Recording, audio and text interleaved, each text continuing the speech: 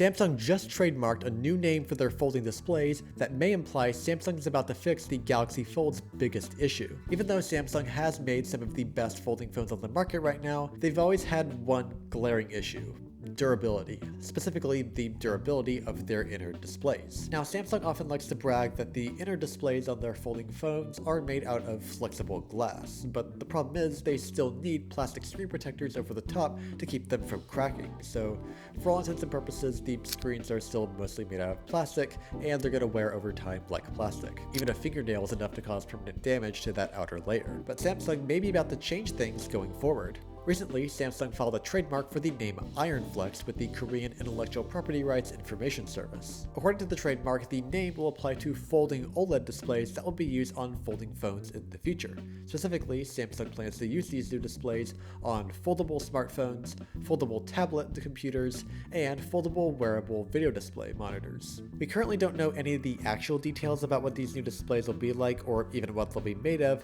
but we can pretty much guess from the name that Samsung will be focusing heavily on durability. Even though it's a little bit of a stretch, there is a possibility that these new Ironflex displays could potentially be strong enough to warrant Samsung removing the plastic screen protector entirely. And if that's true, then this could be a major step forward for folding phones as a whole.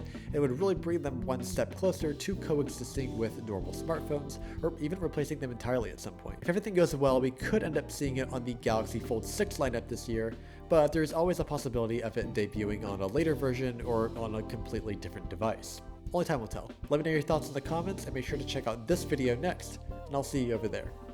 Adios.